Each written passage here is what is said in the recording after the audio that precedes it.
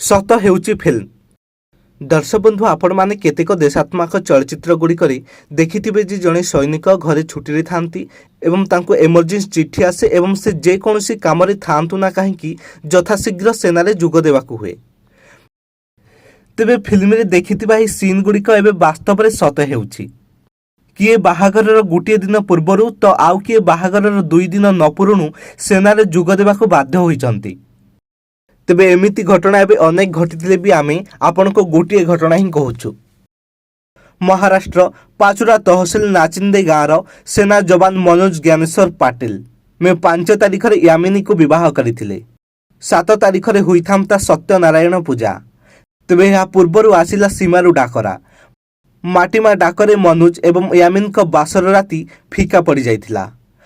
ତାଙ୍କ ପରିବାରର ସଦସ୍ୟ, ସ୍ତ୍ରୀ, ପିତାମାତା ଏବଂ ସମ୍ପର୍କୀୟମାନେ ତାଙ୍କୁ ବିଦାୟ ଦେବାକୁ ଷ୍ଟେସନ ଆସିଥିଲେ। ସମସ୍ତଙ୍କ ଆଖିରେ ଲୁହ ଭିଜି ଯାଉଥିଲା, କିନ୍ତୁ ସେମାନଙ୍କ ମୁହଁରେ ଦେଶପ୍ରେମର ଗର୍ବ ମଧ୍ୟ ସ୍ପଷ୍ଟ ଭାବେ ଦେଖାଯାଉଥିଲା। ତେବେ ଏମିତି ଏକ ଘଟଣାର ଖବର ଓଡ଼ିଶାର ଢେଙ୍କାନାଳ ଜିଲ୍ଲା କନ୍ତିଉକାଟଣୀ ଗ୍ରାମରୁ ମଧ୍ୟ ଆସିଛି। ତାଙ୍କ ବିବାହର 5ମ ଦିନ ହିଁ ତାଙ୍କୁ ସେନାରେ ଯୋଗ ଦେବାକୁ ପଡ଼ିଛି। ପହଲଗାମ ଆକ୍ରମଣ ପରେ ଅପରେସନ ସିନ୍ଦୁର ଆରମ୍ଭ କରିଥିଲା ଭାରତ। ଯୁଦ୍ଧ ପରିସ୍ଥିତି ଆରମ୍ଭ ହେବା ପରେ ସମସ୍ତ ସେନା ଯବାନଙ୍କ ଛୁଟି ବାତିଲ ହୋଇଥିଲା। ତୁରନ୍ତ କାମରେ ଯୋଗ ଦେବା ପାଇଁ ରହିଥିଲା ନିର୍ଦ୍ଦେଶ। ତେବେ ଶନିବାର ଭାରତ ପାକିସ୍ତାନ ମଧ୍ୟରେ ହୋଇଛି ଯୁଦ୍ଧ ବିରତି।